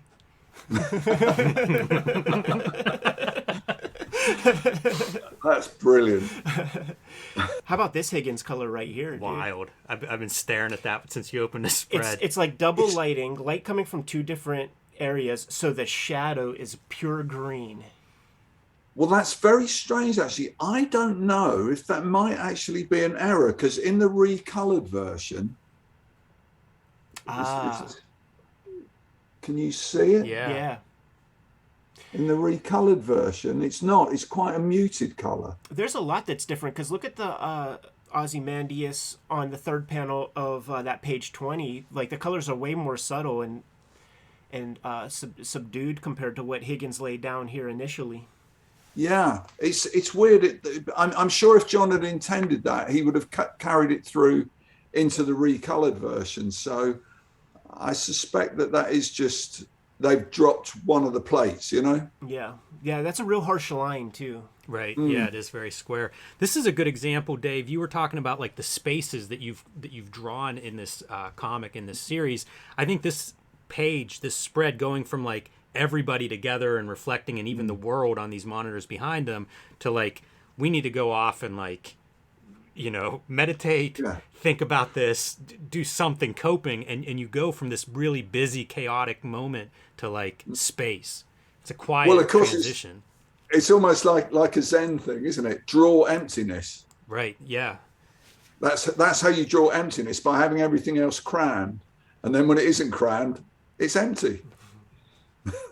It makes sense to me emotionally reading this, and even that if you turn the page and we keep following them, because it just feels like, how do you process this as a human? And it feels like that's what we're seeing here of, it's impossible. It's impossible in a way, and it's awkward a little bit with these characters as they're trying to form words and, come back together in some way. I think that's really captured well. This particular spread, there's one panel in it that always makes me laugh. And just briefly, as I said, we were much kind of celebrated up at DC Comics, and everybody would come and pester the editor to see if the latest issue of Watchmen, the art was in for the latest issue of Watchmen yet. And there was an inker called Al Gordon, and he was a particular pest. He was always asking, is the next Watchmen, can I come in and have a look at it? And Mike Carlin, who's got a fantastic sense of humor, he actually, when he got to see the artwork for this last issue, did a doctored up copy that he sent a Xerox of to Al Gordon, where he'd done things like pull it through the Xerox machine really quickly so it was all blurred and distorted, change word balloons and everything. But this one in particular, the central image on page 22, where Laurie's taking Dan's goggles off, here, she says, I want to see you and taste you and smell you just because I can. What is that, Dan? What's that you smell of? And he says, nostalgia, which is, the men's aftershave, women's perfume or whatever. In the doctored version that Mike Carlin did, she says, what is that, Dan? This is Night Owl she's talking to. What is that, Dan? What is that you smell of? And Dan says, owl shit. And then just to skip forward a couple of pages, we can come if you go forward to page 25, where the guy's walking across the swimming pool. He's actually, in the version that Mike did, he's actually peeing as he walks across the swimming pool. So there you are. Mike Carlin spoils it for me, and now I've spoiled it for everybody else. That's so perfect, man. like sometimes, it's right there. Mm. We like to call the classic Alan Moore transition images out whenever we see a good one, and of course this is also a motif throughout the comic where you have the couple in embrace and then dissolve into Rorschach symbol like on his face there. Mm-hmm. Heads out, man, to go get his Segway, and you still see that butterfly that you called out earlier. Chekhov's butterfly. You don't introduce it earlier in the piece if you don't have some payoff. And that's right. We're going to have some butterfly effect with Doc Manhattan size 12 stepping on that poor bastard. No dignity in that poor butterfly, man. It's only a butterfly. Yeah, that's what they said in that Ray Bradbury story. And then what happened? Oh, that's right. Yes. In the prehistoric time traveling big game. Gotcha. I've forgotten about that. Rorschach isn't budging. No. He's not, and I think if you just let him go off in the Antarctic wild on that scooter, we're never going to see or hear from him again. Or if you do. Not his best plan. There is a part of, you hear about it from those CIA guys that get deactivated and do interviews, where a big part of sort of denouncing alien abduction claims and stuff like that is you consider the source and make a judgment call. Let them talk. Let them tell everybody, man. Right. Go on, Larry King, you crazy Archie-looking bastard, and let's see if humanity believes the things that you're going to be telling the public. Yeah, you go do that. If you're the spokesman for this idea, for the truth. Yeah. You go on, man. Yeah, and there's also, of course, the sheer practical difficulties of him ever getting back to New York, because he's on his own. He really doesn't know how to fly that owl ship. The thing's iced up. It's probably out of fuel or whatever. It's a fool's errand anyway. He's never going to get there, really. But obviously, Dr. Manhattan isn't going to take that chance. He's one of those guys. I know these relentless people, and I've heard stories of such relentless people that they will not stop if they are not stopped. Mm-hmm. There's no choice. Fair enough. I think you guys did drop the ball here when you could have done a Just Do It. Would have been really nice. I would have loved that. That is a Nike reference. All right. Although what I would point out, you mentioned earlier on where for the first time Dr. Manhattan raises his voice. This is the only time that Rorschach raises his voice. Yeah, it's the yeah, yeah. That's a good call. The other note that I'll have here, a little bit more serious, is that's a very famous thing for a man who was executed. I think it was the last execution in Utah by firing squad, and famously his last words were "do it," and maybe just do it. I'm not sure about the just part, but it feels like this is exactly pretty famous last words of the last man killed in America by firing squad. Does this call back also to young Walter Kovacs when he gets the ice cream on the head and he puts a cigarette out on the kid's eye? Yes, we've seen that panel of Walter Kovacs doing some stuff.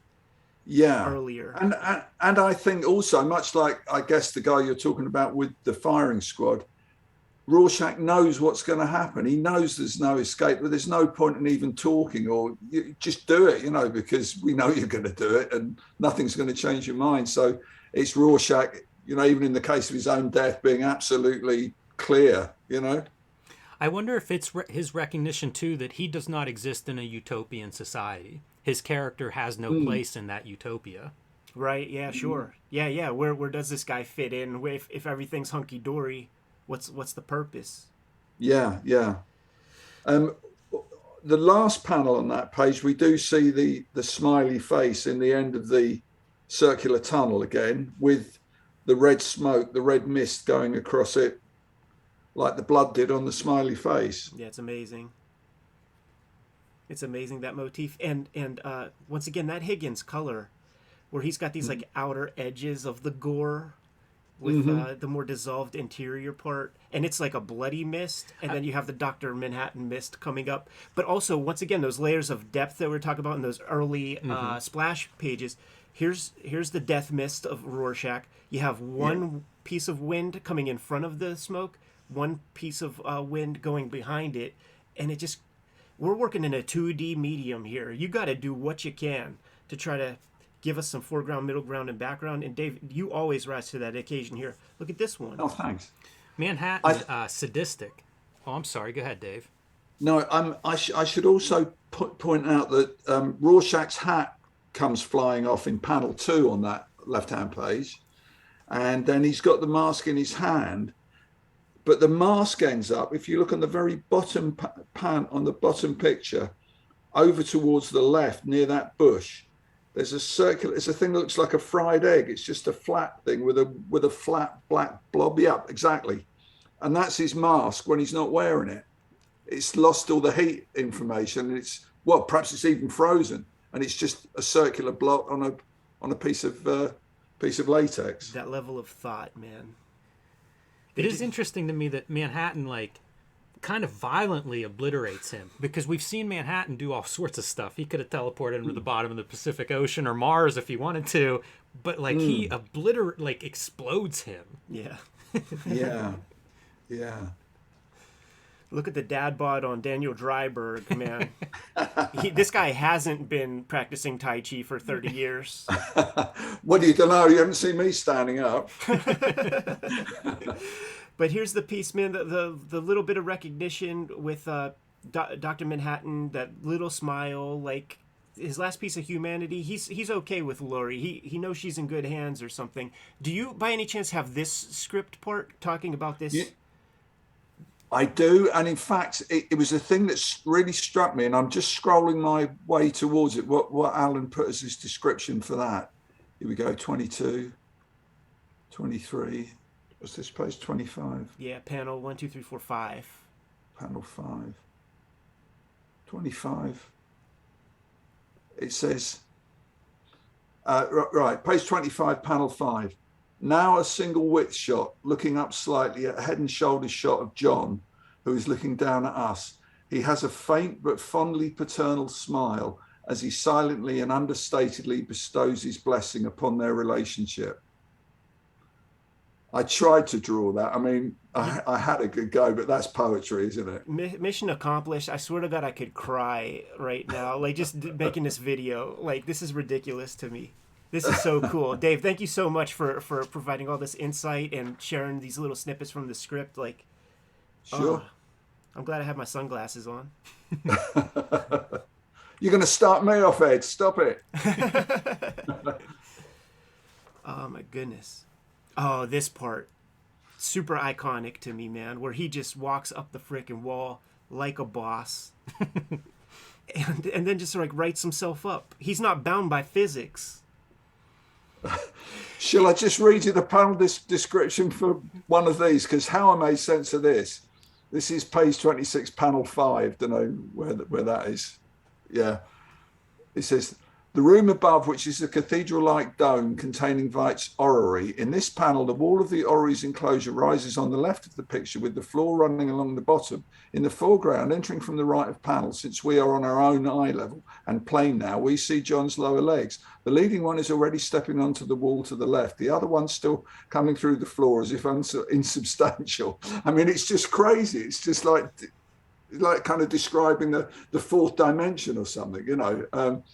But I think we kind of pulled it off. And what's interesting is we did a similar thing with that Superman annual that we did, that, as I mentioned, we were working on while we were doing the design of Watchmen. And the Superman annual we did was set in Superman's Fortress of Solitude.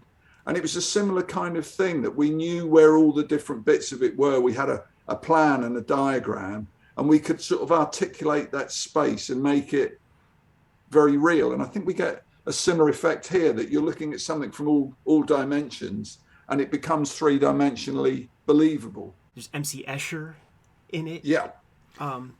This sums up so much of what I think of that makes great storytelling, because by itself, he's just walking on the floor until you start looking and realize that he's actually walking up the wall towards us. It's seeing something that you've seen a million times, but seeing it from a unique perspective. Dave, whenever you guys were designing this comic, did the idea of magical realism specifically ever get brought up while constructing the story? The idea that there's, this is the quote unquote real world, but we're going to inject one piece of science fiction. It's a South American literary tradition as I know it. Right. Yeah. I mean, I suppose to a degree, that's what the whole thing is, really. I mean, the premise of it is, well, in most superhero comics, in all the Superman comics, the fact that there is Superman in the world makes no difference to the way people live their everyday lives. It's indistinguishable from this reality. But we reasoned, and I know it was there in Alan's very early notes, that if there was a Superman in the world, if there was a Dr. Manhattan, the whole world would change.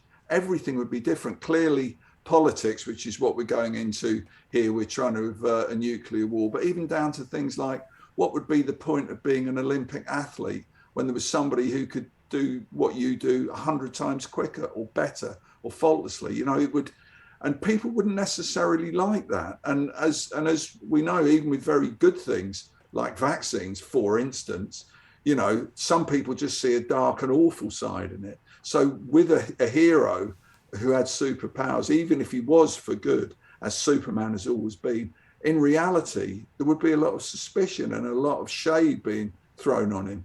So I think in a way, Watchmen is a magic realism book. It's okay, let's take the world and then say that in 1952 or whatever it was, there was a Superman, and this is what then happened. That's the point at which it diverges. Because all the messing around in the 40s with the Minutemen, it was essentially just guys in Halloween costumes running about, being stupid. But it was at the point at which, we're not stupid, but, but it was at the point at which our reality changed with the arrival of Dr. Manhattan. That's when we got into a different universe. So, so I think there is that kind of reference or awareness of magic realism, yeah. When we have this little solar system thing, this little globe, I'm feeling Ditko. I'm thinking of Steve Ditko. When I did wonder, is that based on a real object? Is that something that you referenced, or is that made up? It's kind of made up. I mean, an orrery is a clockwork device for mimicking the movement of celestial bodies. And so you get these kind of, it hasn't necessarily got a glass globe around it, but it will have sort of arcs of metal that show the path, the perceived path of the constellations and the orbits of the planets and the moons that rotate around them. And they are quite wonderful and beautiful things. I mean, obviously they're crude and they're inaccurate by modern day standards, but there the kind of thing that a rich person would have in their house as an amusement, you know, the equivalent of I don't know, an HD TV or something like that, you know, that they would show you the movement of the planets. So, I think I designed this, but I do get the reference. I never really got it before. It's like that window in Doctor Strange's Greenwich Village apartment, isn't it? The sky thing. So yeah. Again, you know, I mean, I think when you look at Watchmen, Ditko's everywhere, really. Yeah, it's a good pull, Ed. Nice callback to the Charlton stuff. Makes perfect sense when you say it. It's not something I picked up on the reading, but it looks so Ditko-esque. What we're looking at here on page 27, we're looking at an Adrian Veidt who the very first time in the entire comic is unsure of himself, man. Dr. Manhattan did that to him. Yeah, you're the smartest man on Earth, but I'm a god. And in the end, nothing ever ends. John, what do you mean? What do you mean? And he's just left standing there. Mm-hmm. Yeah, he says, more towards the background and to the right of the panel, we see Veidt standing with his back slightly turned to the orrery, but looking back over his shoulder at it. He looks over his shoulder thoughtfully, as if wondering whether it might suddenly pounce on him from behind. On his half-shadowed face, we see the first fatal shadow of subtle doubt upon those noble, confident features. In the foreground, the clockwork worlds spin. Isn't that brilliant? It's amazing. And I mean, what you did with it, like, you know, so much of it is in the eyebrows. To sell that emotion. You know, one of the shows that we like to watch a lot is called Man Ben, Dave. Like, I don't know if you know it. It's the Japanese cartoonists. It's an NHK TV show. Cartoonist named Naoki Urasawa, who's one of the big dog, the Tezuka of modern day in Japan, goes to different studios of artists. They put cameras all through the studio for about 4 or 5 days, capture a big package of film, and then they revisit one another with this package of film. They watch the film, and they just talk about it like it's football plays from last week's game or something. And every single one of them talks so much about really fetishizing the eyes of their characters to like get the emotions across, like the importance of the eyebrows and the furrowing of the brows, the expressiveness of the eyebrows. And in this issue alone, there are so many great sort of facial expressions throughout this thing to really and subtle ones. You could do happy, you could do angry, but Dr. Manhattan here even is a subtle facial expression that is not easy to do. My memory of drawing pictures like that, because the actual figures in these drawings are really quite small, you know, even on the larger artboard. And it was a bit like kind of microsurgery, going in with a very fine pen. And of course, you don't always hit it which is where my trusty friend, the electric eraser, would come in. So it was like, draw it, oh shit, zzz, draw it again, oh shit, zzz, draw it again. Yeah, got it, you know, or nearly got it, or it's not going to get any better than that, you know. That electric eraser, man, for ink, it's this like super hard. I don't have the eraser, like the ink eraser one, but it's this gray hard thing, and I feel like it starts to destroy the integrity of the page. You could probably only get 1 or 2 before you got to patch it, I imagine. Oh, sure, yeah. You have to be quite gentle with it, but if you do it quite gently and don't try and get rid of it all at once, but just work on it slowly, you do end up with a surface which is perfectly smooth and takes the ink very well. I don't know if it was the last time I was on here, but I shared a studio with Mick McMahon, and I made the mistake of introducing him to the electric eraser. And he was going through a period where he was trying to letter his own comics. And he actually, on one balloon, went right through the paper. You know, he actually drilled a hole right through the paper. So it's a handy thing to have, but it's a bit like, you know, the difference that having undo on a computer makes to doing computer art. There's something about I can't make a mistake that makes you really concentrate. So I would fall back on the electric eraser, but I'd try and get it right first time. All right, man. We have our epilogue section of Watchmen. The word "happy" here, is this a Fantastic Four lettering? It looks it, doesn't it? It feels like an Easter egg in there. No, but yes, I'll as an example of my genius, I'll take it. Sally Jupiter, man, is bringing in a couple of fair-haired people we've not seen before, but I recognize this body. I'd recognize this Dan Dryberg body, man, and that little beauty mark on our girl. Mm-hmm. There's no mistaking. Mm-hmm. Chekhov's Tijuana Bible. You don't introduce the Tijuana Bible in Act 1 if that doesn't pay off in Act 3. So we have Sally Jupiter hooking up Dryberg with his copy, where he also has to admit that he's had a copy or two in his day. It's a valuable collector's item. Love how well he hits it off with Laurie's mother. Just as a fan. and how she's a game old girl. She's flirting away with him, you know. Yeah, it makes perfect sense. It's such a good character piece because I mean he hangs out with Hollis Mason. He's the senpai kohai, man. Tell me some stories. Uncle Dave Gibbons, tell us some stories, man. Like we identify with this fella. Well, I will tell you another quick story now, which is you notice they're talking about the outer limits. The guy on the TV is saying, and now more Christmas excitement with tonight's return visit to the outer limits. Well, somebody pointed out to us that the basic plot of Watchmen, had been done in an outer limits segment called The Architects of Fear. I mean, it isn't an original idea to unite against the common enemy, which is basically what Veidt's trying to do to get the US and Russia to join forces against the fifth dimension. But we thought, as we knew people would point it out to us, and we just wanted to show that, we kind of know that. We do know there is this story, which is kind of from a similar route. And indeed, that's the reason why in the credits at the front of the collected book, a guy called Mike Lake gets a credit because he was one of the co-owners of Titan Books and Forbidden Planet in the UK.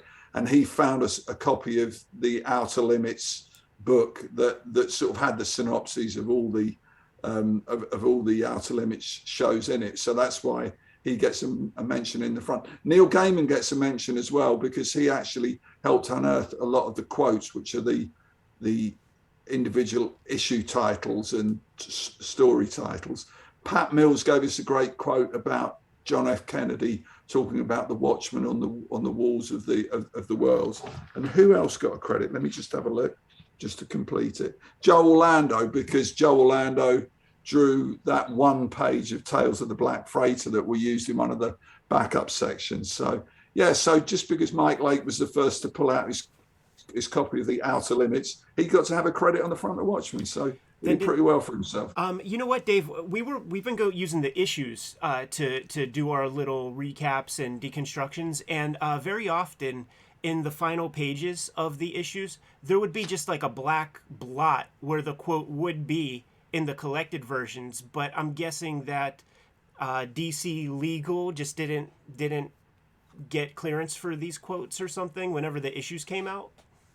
That would probably be a misprint because I think they all have got quotes, although somewhere Alan makes mention of Island Records, who were being really difficult with letting us use this quote that rounds out the whole thing, the John Cale thing, where it would be a stronger world, a stronger loving world to die in. I forget the exact figures, but they were holding out for tens of thousands of dollars just to use that line of the song.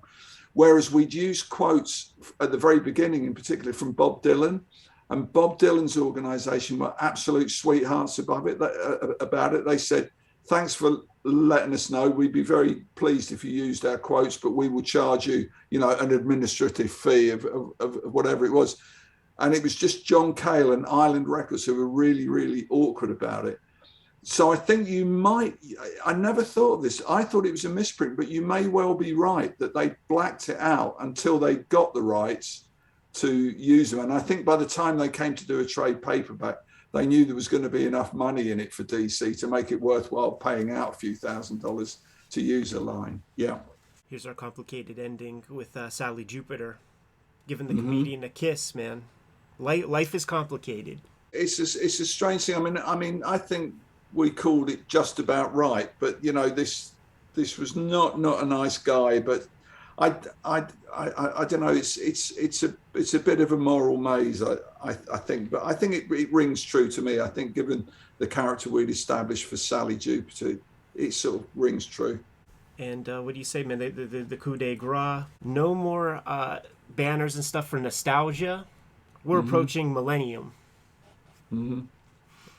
I had to use my electric eraser on that big panel where we've got the big millennium poster, because Alan in his script spelt millennium with only one N, and of course being a slavish artist I copied that, and then I had to redo that whole logo on there. But that was fair use of the electric eraser, I think. What a headache to do that relettering and remove all that stuff. Yeah, but you never know. And of course, we see now that on that intersection, there is no newsstand. There is just a robotic newspaper dispenser, and there's a new design electric charger. It looks a bit like one of those Apple EarPods, doesn't it? Yeah, it does. Yeah, and a flash symbol on it. Looks very modern. Yeah. Double R to run in 88. We know who that is. We do indeed. And then, here are the sneakers with the V on it. Mm-hmm. Adrian Veidt's footprint is everywhere. Mm-hmm. No pun intended. You see, Watch the Watchmen, or Who Watches the Watchmen has been replaced with Watch the Skies, right? Our new threat now being aliens. Yep. And don't look up. Our friends, the Russians, now. Yeah.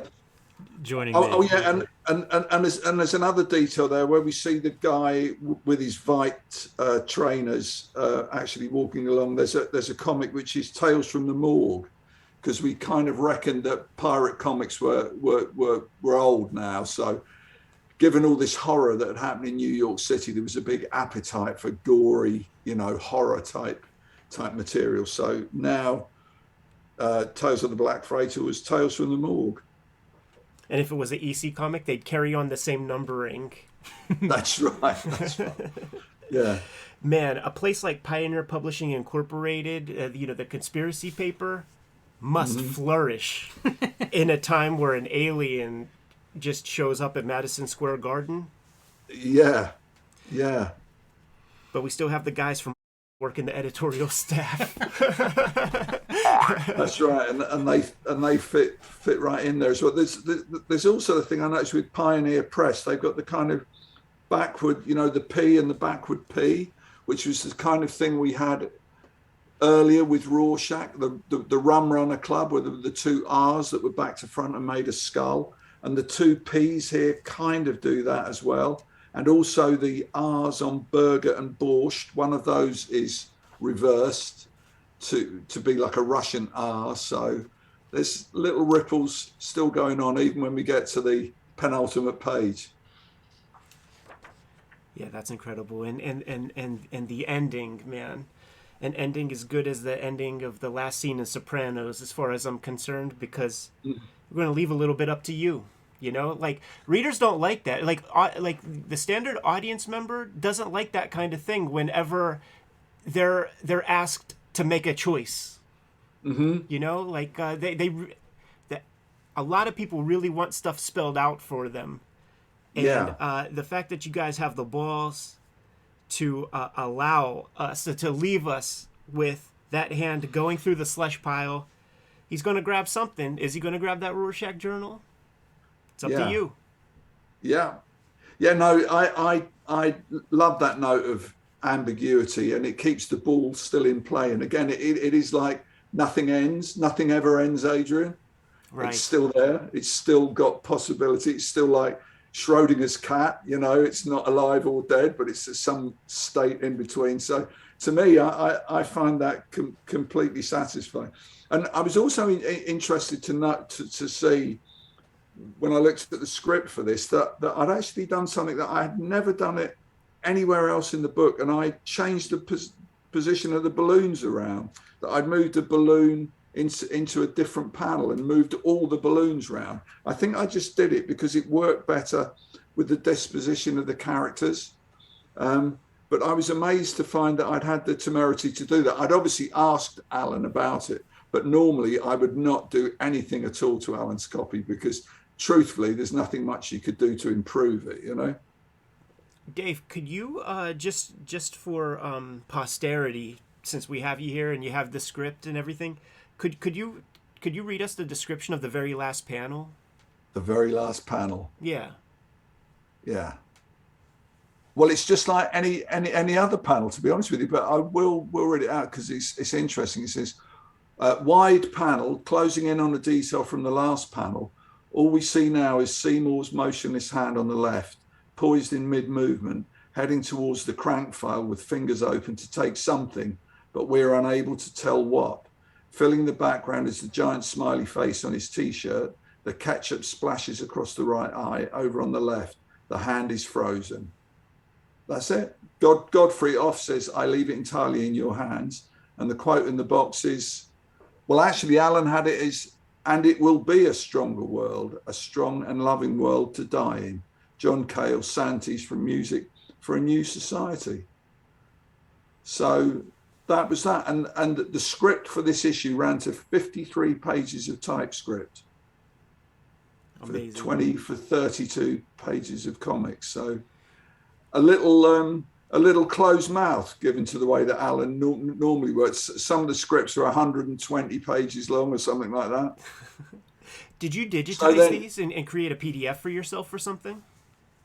Yeah, well, I hung on to the script because I think at some point it's going to be quite a valuable artifact. Not that I want to benefit from that, but I do think it's the sort of thing that belongs in a museum or a library or something like that. Because, and of course, it's the part of comics creation that people really don't see. I mean, there's so much information in there that the artist needs to draw it, but there's also the tone of it and the conversations going on with the artist. And normally these are only seen by the editor and the artist and never seen again. So I think it's a valuable thing. So I did keep every single one of the scripts and I've still got them. And I also paid some money to have them professionally scanned. So I've got good high resolution, full color copies of everything. And I've also got an OCR, character recognition version of it. But I'm just keeping them safe for posterity, really. That's so smart. So sorry? I just said that's so smart.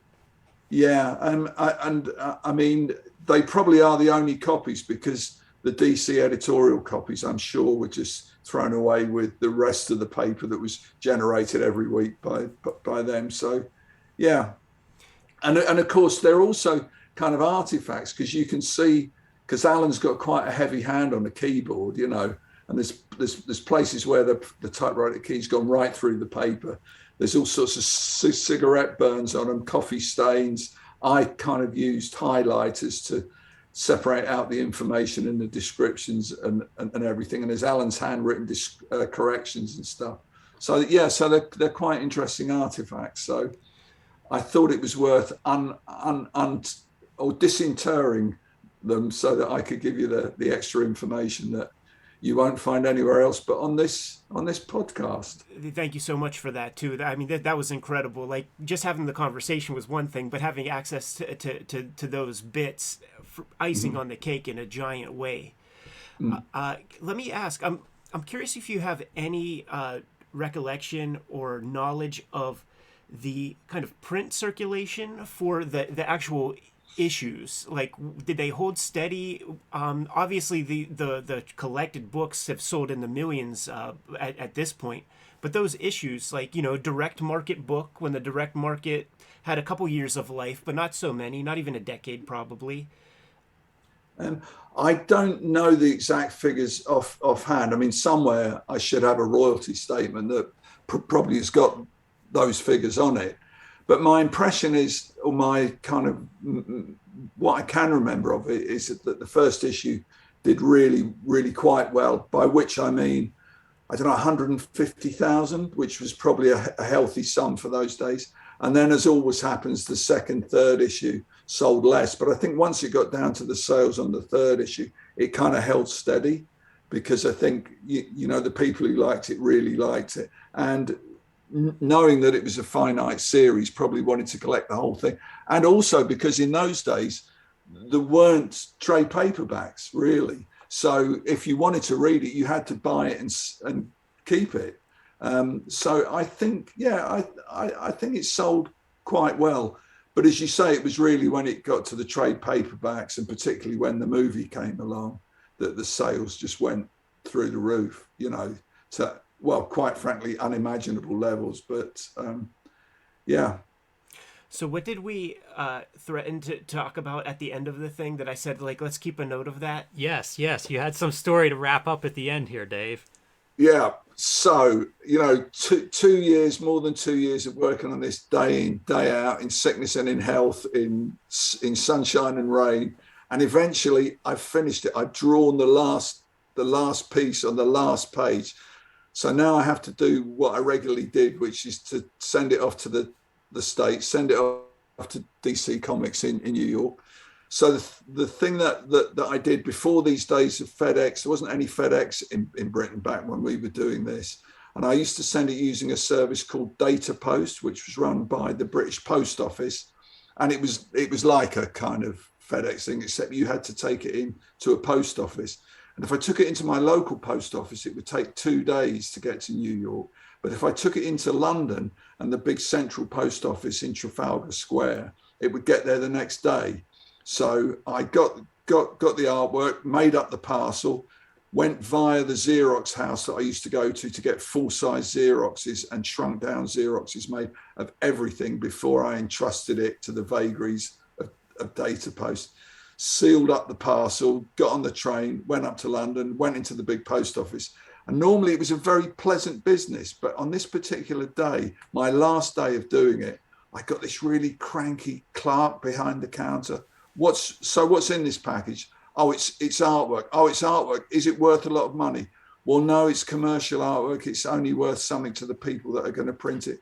Okay, so I'll need to take a look at it. And I say, well, I just spent 15 minutes making a secure package. I've sent loads of these before. Do I really have to open it? Well, you should really. I've got to know what's in it, and it could be anything. And anyway, we had this long, slightly ill-tempered discussion. In the end, he didn't make me open it, and I was able to pass it over the counter, pay the money, get the receipt, put the receipt in my pocket, and I was a free man. I was now, the final package had gone. So I walked up St. Martin's Lane in London towards Comic Showcase, which was one of the really great comic shops we used to have in London. It was the comic shop that actually sold off the original artwork. I struck a deal with the guy who owned the shop to sell my artwork off.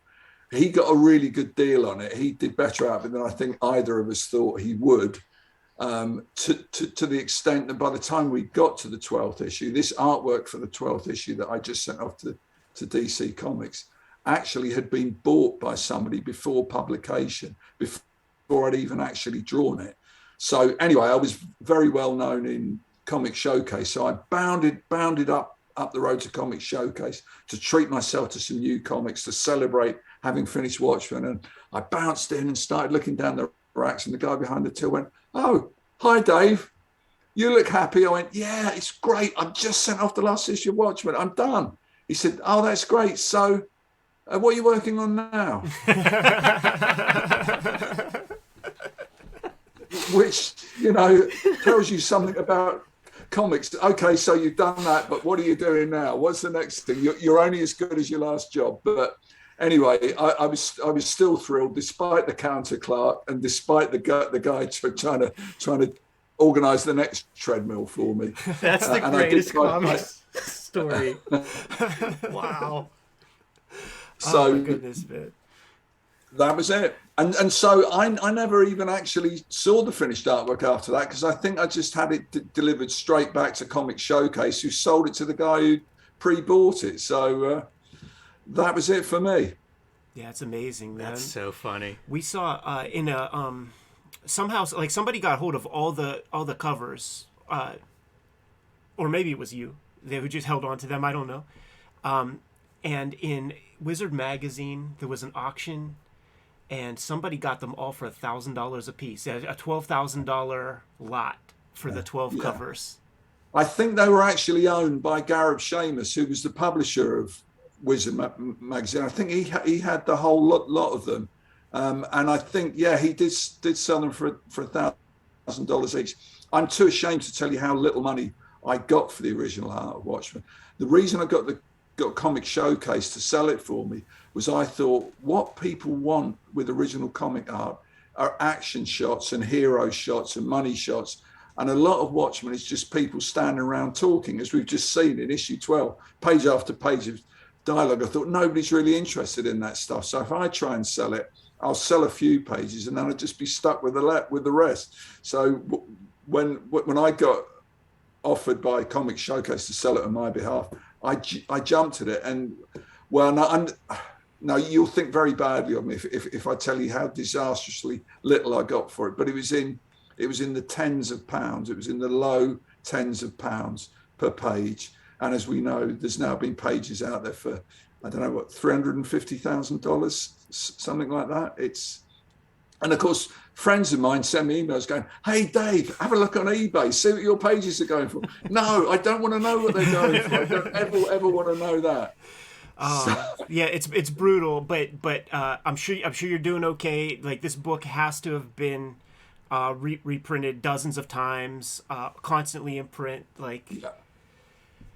And I've got no complaints about it at all. Watchmen has been very, very good to me, and I'm really happy with the way things panned out. Even to the degree that IDW did one of their artist edition books, which has got a lot of facsimiles of the original pages, and in a way, they're worth as much to me as the stuff I sold, because I've still got it to look at and reminisce about the old days, and I've still got young whippersnappers like you who seem to be interested in it. So yeah, it all works out okay in the end, although nothing ever ends. Nothing ever ends. That's a good way to put it. That's a good way to end this episode. Dave, thank you so much for taking the time with us to unpack this final issue of Watchmen and to share some anecdotes and some intel about the whole situation.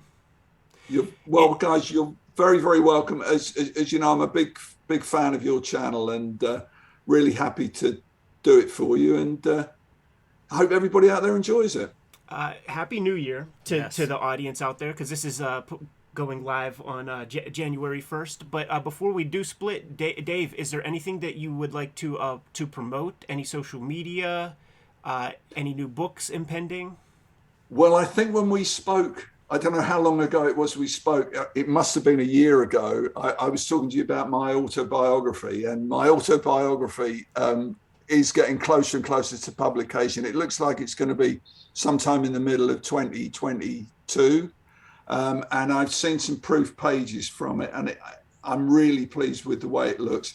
It's got most of the anecdotes I've told you this afternoon, but plenty more besides.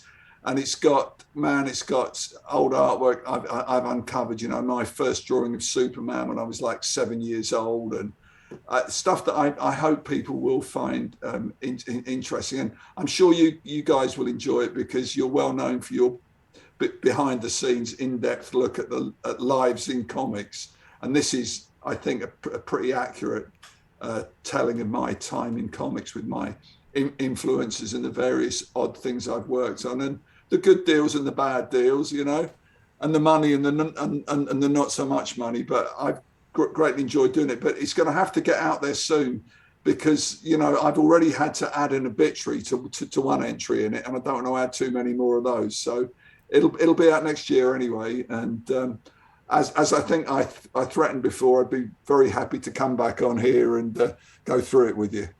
Yes. Yeah. I'm so excited to hear that. I can't wait for that to come out. I think about that all the time, about autobiographies, biographies, histories of really the last couple of decades. I'm really excited to see this come out. So that's great news, Dave. Glad to hear it.